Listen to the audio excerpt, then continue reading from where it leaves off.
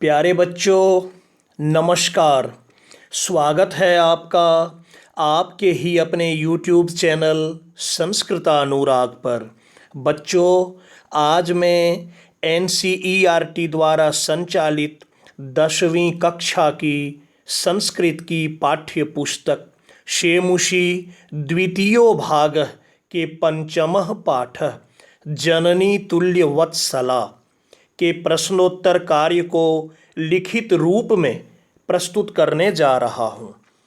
यह प्रश्नोत्तर CBSE एवं विभिन्न राज्यों द्वारा संचालित परीक्षाओं के लिए उपयोगी है।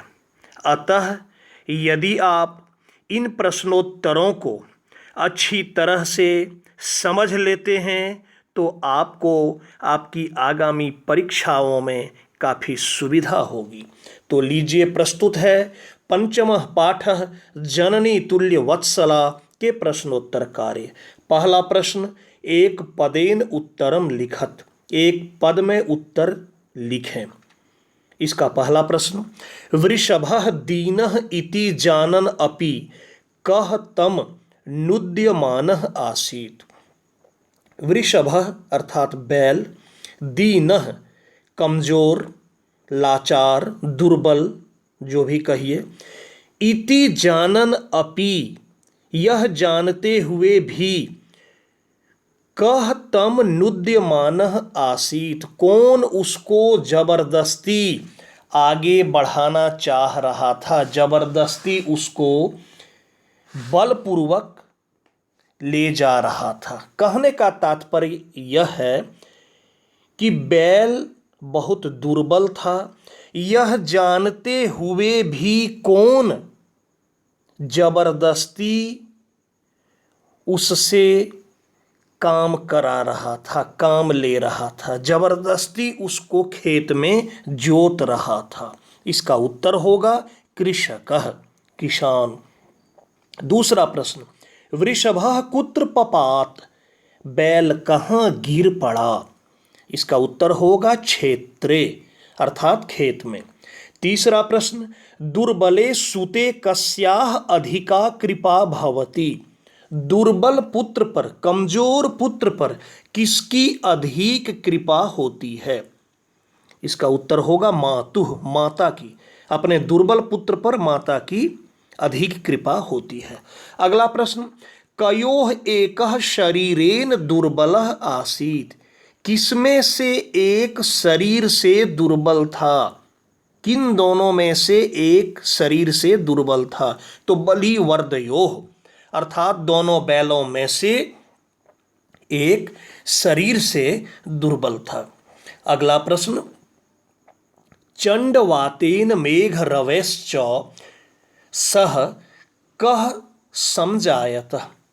प्रचंड हवा और मेघ के साथ क्या हुआ। तो प्रवर्षः, प्रवर्षः का अर्थ होता है वृष्टि, बारिश। अगला प्रश्न है, अधोलिखितानां प्रश्नानां उत्तराणि संस्कृत भाषया लिखत। नीचे लिखे गए प्रश्नों के उत्तर संस्कृत भाषा में लिखें। इन प्रश्नों के उत्तर आपको पूरे वाक्य में लिखना है। पहला प्रश्न है, कृषकः किम करोति स्म। किसान क्या कर रहा था। तो उत्तर होगा कृषकः क्षेत्र कर्षणम करोति स्म। किसान खेत जोत रहा था, किसान खेत जोतने का काम कर रहा था। अगला प्रश्न, माता सुरभिः किमर्थम अश्रूणि मुंचति स्म। माता सुरभि किस लिए या क्यों आंसू बिखेर रही थी या आंसू गिरा रही थी। इसका उत्तर होगा भूमौ पतिते स्वपुत्रम दृष्ट्वा माता सुरभिः अश्रूणि मुंचति स्म। पृथ्वी पर या जमीन पर गिरे हुए अपने पुत्र को देखकर माता सुरभि आंसू गिरा रही थी। अगला प्रश्न, सुरभिः इंद्रस्य प्रश्नस्य किमुत्तरम ददाति। सुरभि इंद्र के प्रश्न का क्या उत्तर देती है। इसका उत्तर होगा सुरभिः इंद्रस्य प्रश्नस्य उत्तरम ददाति। सुरभि इंद्र के प्रश्न का उत्तर देती है। भो वाशौ पुत्रस्य दैन्यम दृष्ट्वा अहम रोदिमि। हे वाशव, पुत्र की दीनता को देखकर मैं रो रही हूं। अगला प्रश्न, मातुः अधिका कृपा कस्मिन् भवति? माता की अधिक कृपा किस पर होती है? इसका उत्तर लिखिएगा, मातुः अधिका कृपा दीने पुत्रे भवति। माता की अधिक कृपा दुर्बल पुत्र या कमजोर पुत्र पर होती है। अगला प्रश्न है, इंद्रः दुर्बल वृषभस्य कष्टानि अपाकर्तुं किं कृतवान्? इंद्र ने दुर्बल बैल के कष्टों को दूर करने के लिए क्या किया? इसका उत्तर होगा, इंद्रः दुर्बल वृषभस्य कष्टानि अपाकर्तुं प्रवर्षं कृतवान्। इंद्र ने दुर्बल बैल के कष्टों को दूर करने के लिए वृष्टि किया, बारिश किया। अगला प्रश्न है, जननी कीदृशी भवति? माता कैसी होती है? तो लिखिएगा इसका उत्तर, जननी सर्वेषु अपत्येषु तुल्यवत्सला परम दीने पुत्रे कृपार्ध हृदया भवति। माता सभी पुत्रों से प्रेम करने वाली होती है। माता सभी पुत्रों पर प्रेम करने वाली होती है, परंतु दीने पुत्रे अपने दुर्बल पुत्र पर या अपने कमजोर पुत्र पर उनकी विशेष कृपा दृष्टि होती है। कहने का तात्पर्य यह है कि वैसे तो माता अपने सभी पुत्रों से प्रेम करती है, परंतु अपने दुर्बल अथवा कमजोर पुत्र पर माता की विशेष कृपा दृष्टि होती है। अगला प्रश्न, पाठे अस्मिन् कयोः संवादः विद्यते? इस पाठ में किसके बीच संवाद है? इसका उत्तर होगा, पाठे अस्मिन् सुरभि सुराधिप इंद्रयोः संवादः विद्यते। इस पाठ में सुरभि और इंद्र के बीच संवाद है। सुराधिप का अर्थ होता है देवताओं का राजा। आगे बढ़ते हैं, तीसरा नंबर प्रश्न, कौस्तंभे दत्तानां पदानां मेलनम खौस्तंभे दत्तेः समानार्थक पदेः कुरुत। कौस्तंभ में दिए गए पदों का मेल खौस्तंभ में दिए गए समानार्थक पदों से कीजिए। यहाँ दो स्तंभ है, कौस्तंभ और खौस्तंभ। कौस्तंभ में जो शब्द है उसके समानार्थक पद को खौस्तंभ से मिलाना है। देखिए, पहला है कृच्छ्रेन, इधर है वृषभः, फिर है चक्षुर्भ्याम, इधर है वाशवः, जवेन नेत्राभ्याम, इंद्रः औचिरम, पुत्राः द्रुतगत्याः, शीघ्रम काठिन्येन, और अंत में है बलिवर्दः, और इधर है श्रुताः। अब लीजिए इसका सही मेल। कृच्छ्रेन, कृच्छ्रेन का अर्थ होता है कठिनाई से, तो इसका हो जाएगा काठिन्येन। देखिए दाहिनी ओर लाल रंग से उत्तर दिखाया हूं, काठिन्येन। दूसरा है चक्षुर्भ्याम, चक्षु का अर्थ होता है आंख, तो देखिए नेत्र मतलब भी आंख, हो गया नेत्राभ्याम।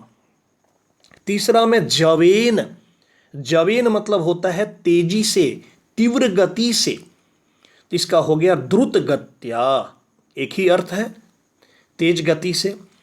उसके बाद है इंद्रः, तो हो गया वाशवः। पुत्राः सुताः, सुत मतलब भी होता है पुत्र।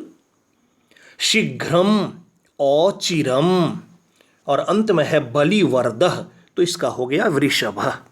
वृषभः मतलब बैल और बलिवर्दः मतलब भी बैल।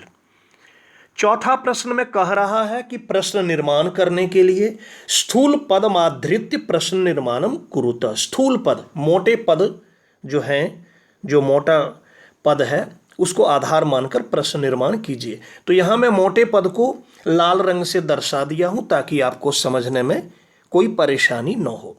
देखिए, पहला है यहाँ स्थूल पद कृच्छ्रेन, सह कृच्छ्रेन भारम उद्वहति। कृच्छ्रेन में तृतीया एक वचन लगी है, तो हो गया यहाँ केन, किम शब्द रूप तृतीया एक वचन केन।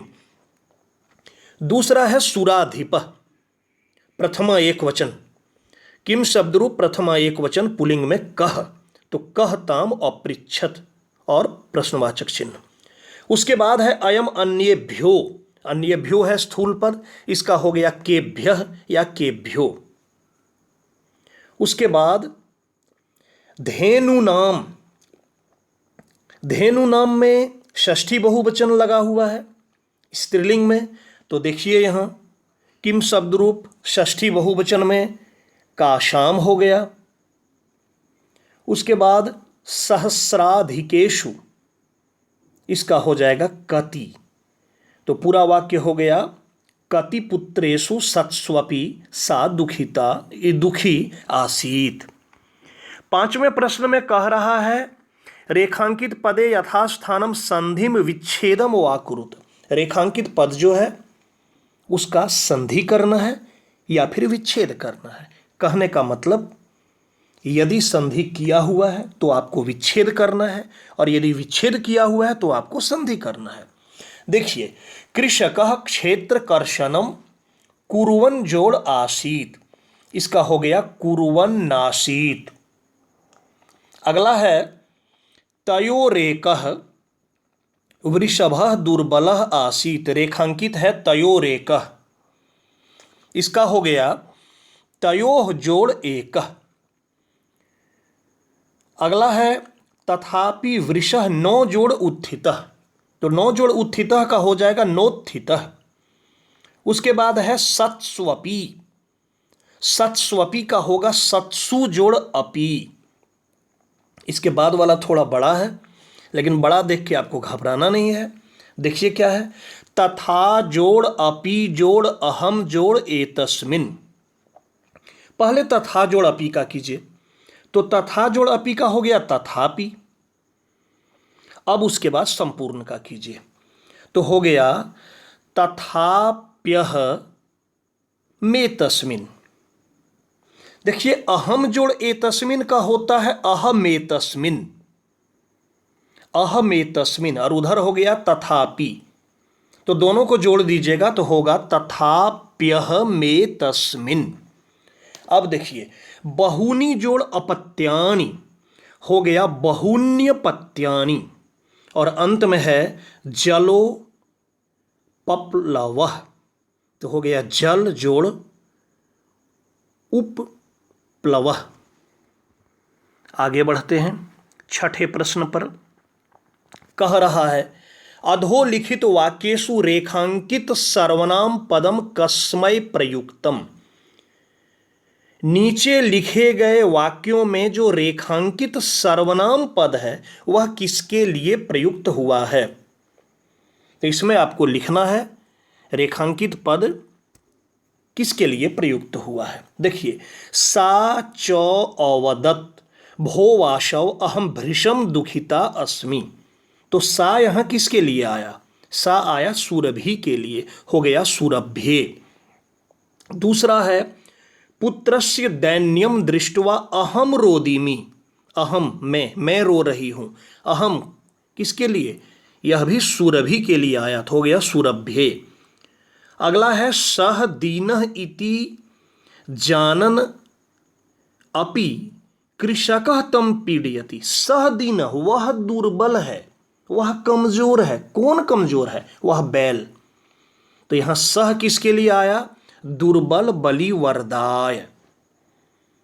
सिर्फ बलिवर्दाय भी लिख सकते थे, लेकिन दो बैल था, फिर यह क्लियर नहीं होता कि किस बैल के लिए, इसलिए लिखा हूं दुर्बल बलिवर्दाय।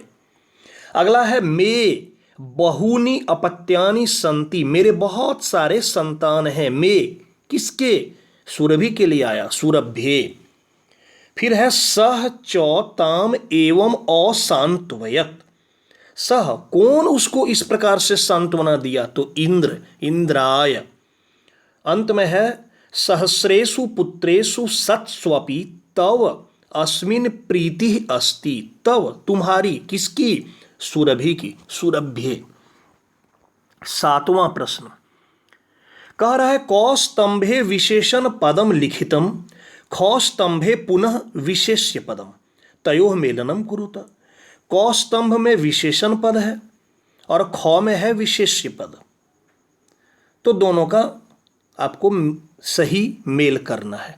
देखिए कश्चित इधर है वृषभम, फिर है दुर्बलम कृपा, क्रुद्धः कृषिवलः सहस्राधिकेषु आखंडलः, अभ्यधिका जननी विस्मितः पुत्रेषु तुल्यवत्सला कृषकः।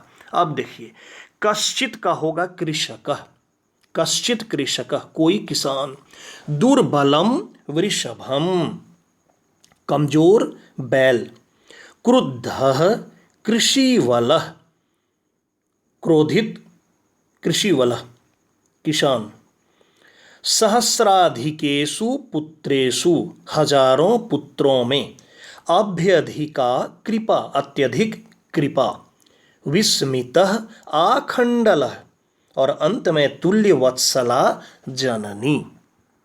तो उत्तर को मैं लाल रंग से दाहिनी ओर दिखा दिया हूँ ताकि आपको किसी भी तरह का कोई परेशानी नहीं हो, आसानी से आप समझ सकें। तो प्यारे छात्रों, आज के इस पाठ का उत्तर आपके सामने मैंने लिखित रूप में प्रस्तुत किया और आपको बहुत अच्छी तरह से समझ में भी आया होगा। तो प्यारे छात्रों, अगर आपको आज का मेरा यह वीडियो पसंद आया हो तो कृपया इसे आप लाइक, कमेंट एवं शेयर करके मुझे प्रोत्साहित करने का कार्य करें ताकि आगे आपके लिए मैं और भी बेहतर एवं उपयोगी वीडियो बनाने का कार्य करता रहूं।